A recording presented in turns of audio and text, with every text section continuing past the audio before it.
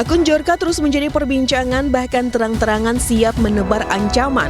Djorka mulai menarik perhatian publik, khususnya warganet, setelah sempat mengklaim menjual data-data pribadi dari registrasi SIM card hingga Komisi Pemilihan Umum.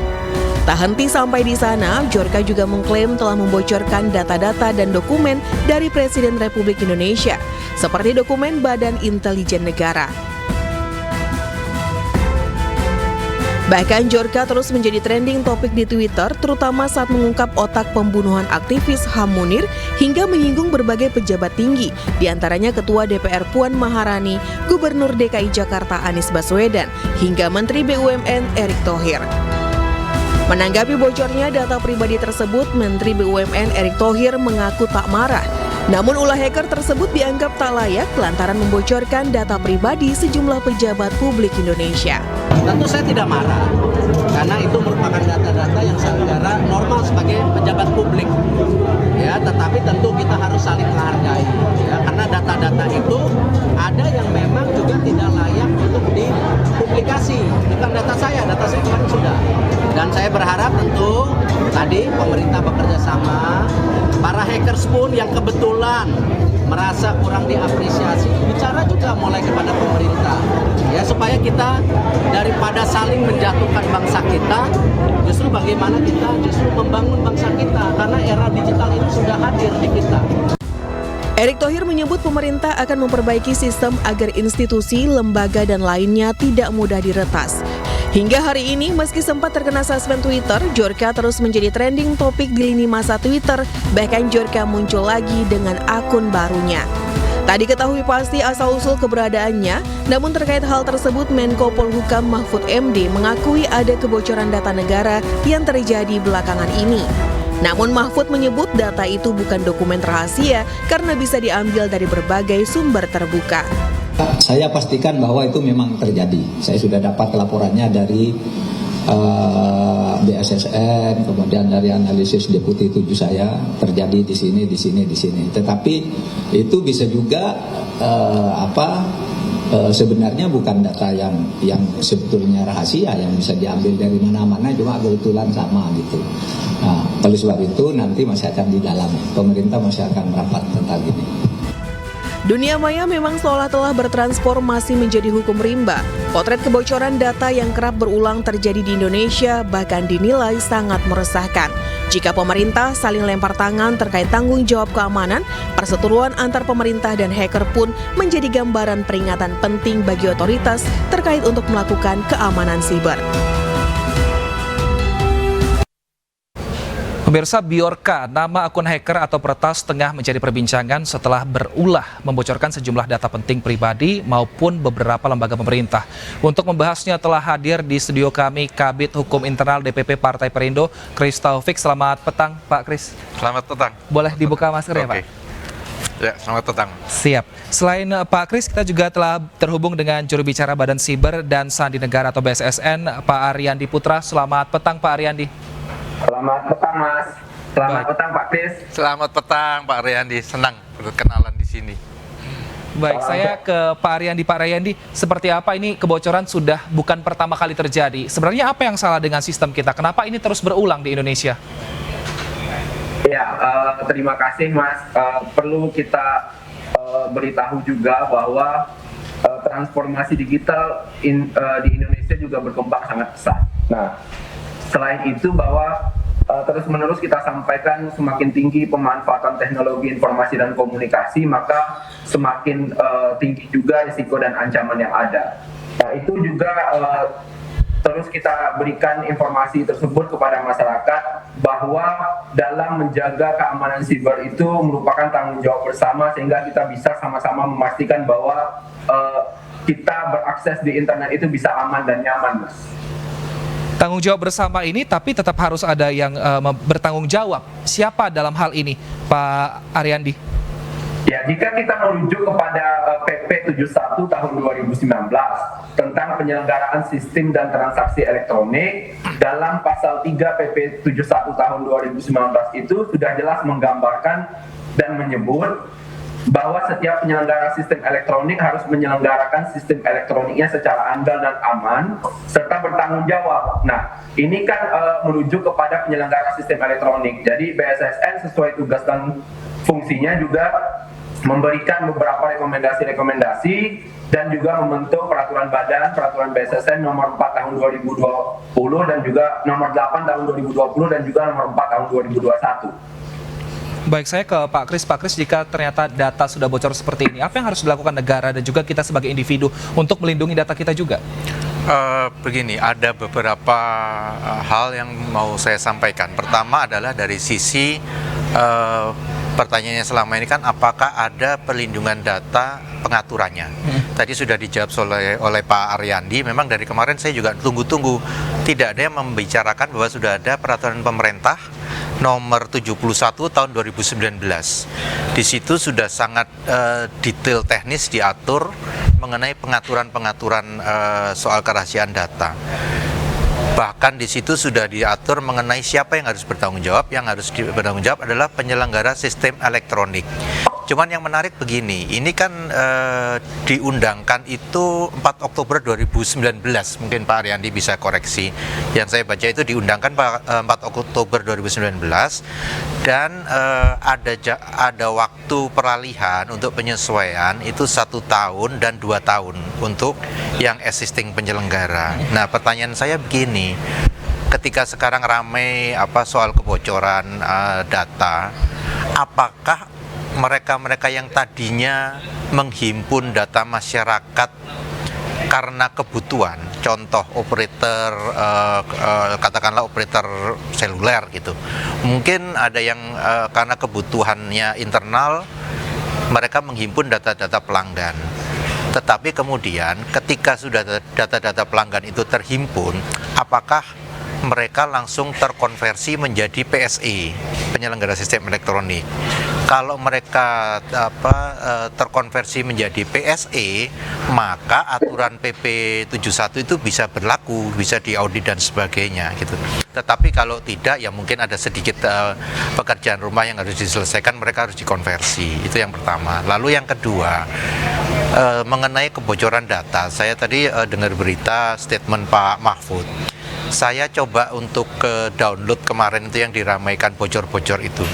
Dan saya sepakat, bahasa saya gini, yang bocor ini bukan data sensitif.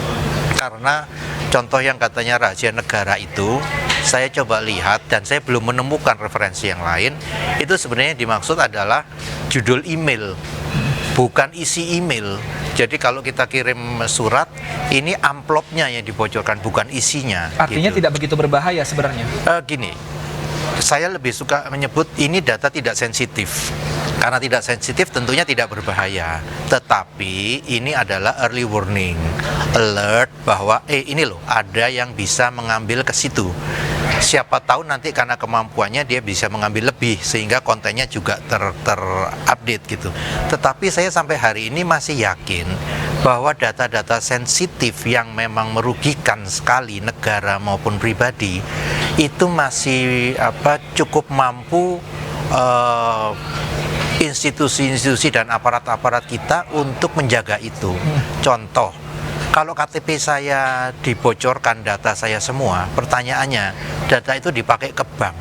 Apakah otomatis orang yang pakai data saya dapat duit? Kan enggak juga. Ada proses lain lagi. Mungkin begitu dari saya. Baik, saya ke Pak Ariandi. Pak Ariandi, ini tadi katanya early warning, meskipun datanya tidak sensitif yang diunggah oleh akun Bjorka ini.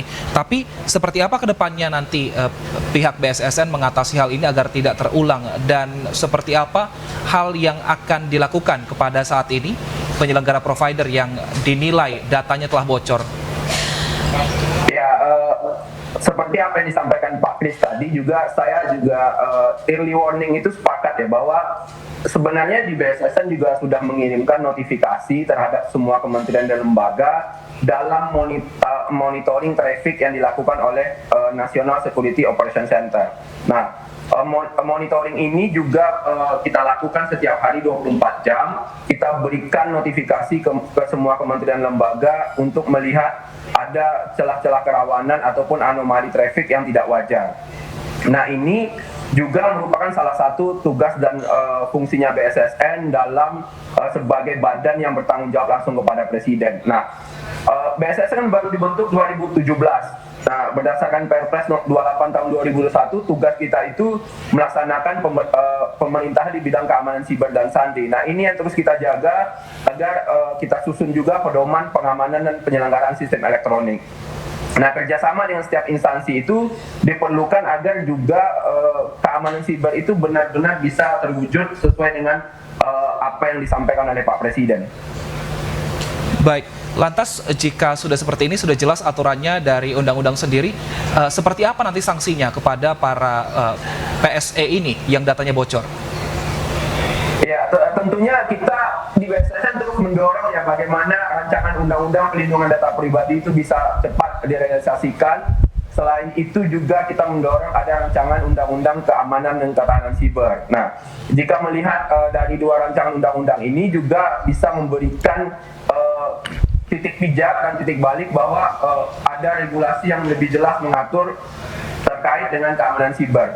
Nah, syukurnya bahwa beberapa waktu yang lalu Presiden sudah tanda tangani peraturan Presiden terkait dengan IIV. Nah, ini juga menjadi salah satu penguat agar keamanan siber itu ke depan bisa jadi lebih baik lagi, Mas. Artinya sanksinya sampai sekarang belum bisa dipastikan apa ke lembaga yang bocor ini datanya, Pak Aryadi? Ya, ini kita kan berbicara terhadap kewenangannya BSSN yang sekarang masih terbatas dengan didorongnya regulasi-regulasi yang ada.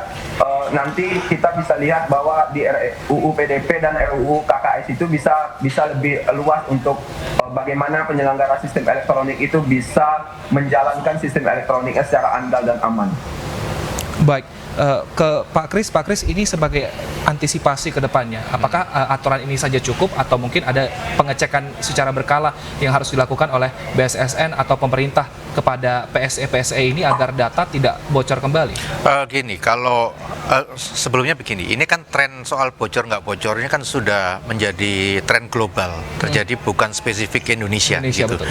Nah, dari situ saya mau mengatakan bahwa apa yang disampaikan oleh Pak Aryadi tadi harus disikapi begini.